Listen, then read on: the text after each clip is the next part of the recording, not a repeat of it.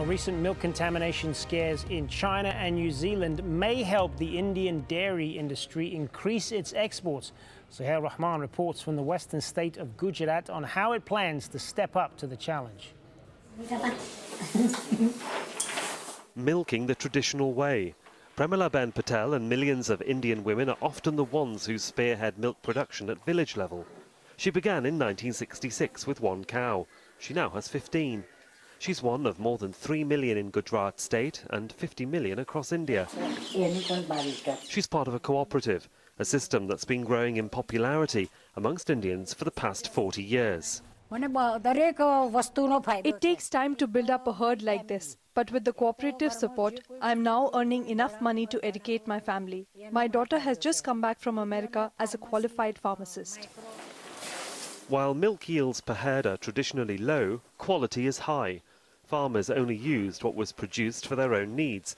Any excess was sold locally. With the cow a commodity and breeding techniques improving, so has the increase in herds and milk. Excess milk is being collected in milk stations like this. Tested and weighed, each farmer's contribution is computerized. These people are also the owners of the cooperative. 80% of the cost price to the consumer goes back to the farmer. India's milk production is set to increase, according to government figures, in the next 12 months. India is seen as a possible global provider in the light of recent contamination scares in China and New Zealand. Its producers are confident they're up to the challenge. I expect next 5 years, the way farmers are getting encouraged because of good price, we expect minimum 5% per annum increase in production. And by 2020, our milk production should reach to 200 metric tons. I'm very sure. The strength of the Indian milk industry is that farmers seem to prefer to organically raise their herds. Advanced mechanization for the collection and processing of milk has made the product safer for consumption in India and abroad. India's milk production has increased threefold over the last 30 years. It certainly has the capacity to produce milk for its own people and for the export market. So if there is a contamination crisis elsewhere in the world, India could well come to the rescue. Sohail, Rahman, Al Jazeera, Ahmedabad, Gujarat. The heir to India's Nehru-Gandhi political dynasty will be leading the ruling party's campaign in national elections this summer. But the Congress hasn't named Rahul Gandhi as its prime ministerial candidate. As Sohail Rahman reports from New Delhi, he faces the uphill task of reviving a party struggling to deal with corruption scandals. It wasn't quite the announcement party workers had been hoping for. The decision on Rahul has been taken and it's final. Rahul Gandhi's hopes of becoming the Prime Minister have been put on the back burner until it's certain the party wins the upcoming general election. Rahul Gandhi's reputation is on the line. He has to win the general election, because if he doesn't, he'll be damaged as a party leader, and there may be calls from within the Congress ranks for him to go. Sohail, Rahman, Al Jazeera, New Delhi. The bad weather hasn't put off the supporters of the Aam Aadmi Party to come here and face off against the security services that you can see behind me. The Chief Minister is about 100 yards up the road. It's as far as we can go because we're stopped by the security forces. But as time progresses, more and more supporters, you might not be able to see them, but you can hear them actually joining the numbers that are here, around about 300-400 at the moment. But the family said it was too poor to pay, and village elders ordered the other punishment. Sohail Rahman has more from New Delhi. The attack on this 20-year-old woman in the small district of Birbhum, 180 kilometres northwest of the state capital of Kolkata, has brought widespread condemnation across the political spectrum, but highlighted yet again the issue of women's safety and security and, of course, rape. This violent attack has certainly upset many people, not just in West Bengal but across the country, and highlighted again that this will become a very hot topic during the lead up to the general election. Is it the answer to Mumbai's traffic jams? Sohail Rahman reports from Mumbai. All aboard. Mumbai's new monorail network is open for business. The first in India. The plan is to have as many as 8 lines, costing $3.2 billion. The financial capital of the country has an old railway network. It's estimated over 6 million commute in and out of the city in rolling stock that dates back decades. The trains are old and full most of the time. While the first phase of the new monorail is complete, the second phase is under construction. Tickets cost as little as 5 US cents for a minimum journey, an affordable price for everyone, with air-conditioned carriages and enough room for all. It may have been 2 years overdue, but the public seem to like what they see. I've never sat on a monorail before, and not even on the metro in Delhi, but this was a very nice experience. Millions of vehicles use the roads daily, and this is a constant problem in a small area of approximately 438 square kilometres. The alternative way to travel now is by looking up. This 4-car monorail has the capacity to carry up to 560 people along the first phase of the project, which has a distance of 8.6 kilometres, and it feeds into the suburban Mumbai railway network. But there are people who live very close by to this monorail who feel that it doesn't benefit them. With 70 new product launches and 26 vehicles making their global debut here in India, the Indian Auto Expo event is one of the most highly anticipated and eagerly awaited events for both manufacturers and consumers. And India will now offer visas on arrival to people from 180 countries. The government is hoping the move will boost tourism. The country already hosts 7 million visitors a year. Sohail Rahman has this report from New Delhi. Welcome to India. That's the call to visitors globally. And India is cutting the red tape for millions of tourists who would normally apply for a visa via an Indian embassy. Now, many visitors can get a visa on arrival.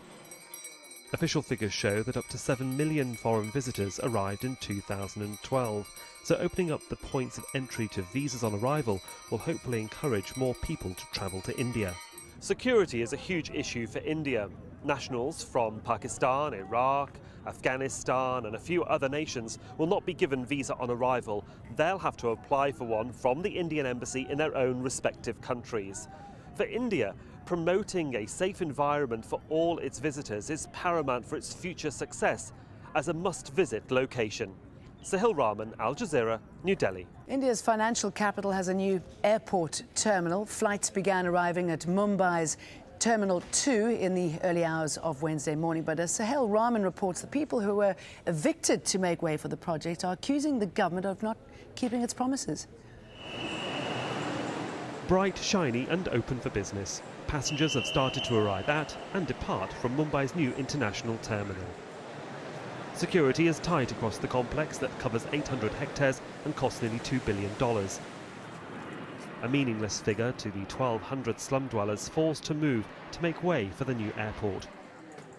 The people who live in these flats told me they were promised they would be relocated within 3 kilometres of their homes. They're now 10 kilometres away. Many of those relocated are day labourers. They've lost work because they moved so far away. Ramesh Gandkar is one of them. He moved here 2 years ago. My child's school is still near the airport site, and it takes her over an hour to get there. She has to get up very early to make it on time, so she's not settled here in her new home. Government authorities were unavailable for comment, but for now, promises to build schools, hospitals and shops have not been kept. Still, construction continues on new housing for more people to be relocated. Their compensation is that they will be given the deeds to their apartments after 10 years, as long as they stay put. It's difficult for the city of 16 million to provide room for all, but the government is coming up with policies for slum rehabilitation where they are trying to accommodate them in some way, because now they have realized that it is the squatter settlement population that is actually running the city. While the focus may be on the brand new international terminal, it may soon be diverted to those who live close by, because any further development of the airport, a third runway for example, may mean that these people here may be forcibly removed. Sohail Rahman, Al Jazeera, Mumbai. India's parliament has passed a bill to give whistleblowers better protection. The law seeks to encourage more people to report corruption and the misuse of power. Sohail Rahman has been speaking with a whistleblower who was suspended from his job for speaking out.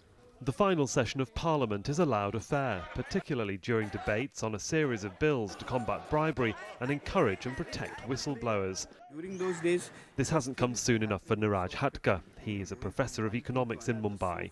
He voiced his concern about the academic qualifications of a new vice-chancellor when irrational and unexpected decisions were being taken contrary to university procedure. The Right to Information, or RTI Act, helped the professor get documents to prove his point. India's Irani restaurants are a relic of its culinary past. They've been widely popular since they first opened in the 19th century, but many of them are shutting their doors because of competition from fast food chains and street vendors. Sohail Rahman visited one of the few Irani restaurants still open in Mumbai. Blink and you may just miss it as you travel through Mumbai's busy streets. This restaurant is one of only a few Iranian-influenced cafes still left in India's financial capital. Stepping into one is like walking back in time. It's reminiscent of stories passed down through the generations about afternoon tea during the days of British rule. Beveled, mirrored walls, oak panelling and chairs made over 80 years ago are still as strong as the day they arrived. Time has stood still here, in a world that has long changed around it. For the Irani restaurants, staying open depends on a special recipe. And this is what people come here to eat. It's called a brun muska. It looks like a bread roll, but in fact it's got a very unique texture and taste. And people come here early in the morning to have it for breakfast with a cup of tea and a glass of water. A difficult day for the Indian Naval Service as its submarine, the Sidhu Ratna, slowly made its way back to its naval headquarters at Western Command in Mumbai, and many questions being asked about the nature of the fire, how it exactly happened and caused the deaths of at least 2 of its seamen.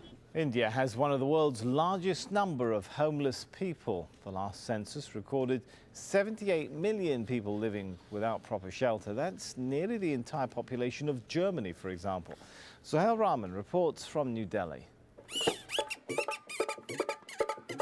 Bughan Butt and his puppets may not be here for much longer. Butt's family have been performing like this for generations. His ancestors were homeless nomads who settled in the forest areas of outer New Delhi. The government let them stay here until now. Over 25,000 people live here in the Katputli colony slum.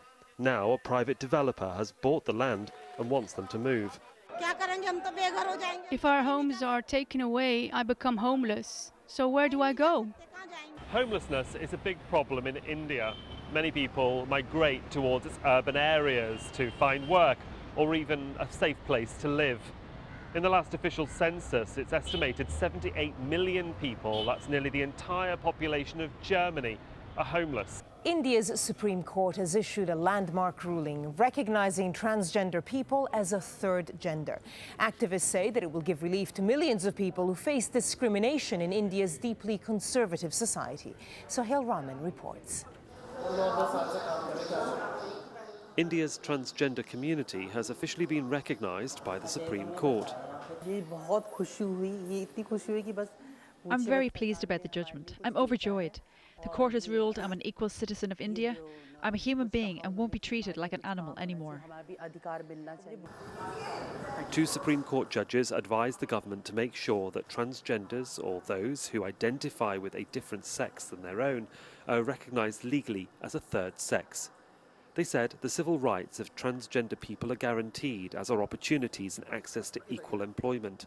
The court also said recognising them is not a social or medical issue, but a human rights issue. There are an estimated 3 million transgenders in India, and up to 50,000 of them live in the capital, New Delhi. On the sidelines of Indian society for decades, the transgender community can potentially map out a future beyond singing, dancing and begging. The legal decision may be a step in the right direction, but in this largely conservative country, it may take a little longer to accept. Sohail Rahman, Al Jazeera, New Delhi.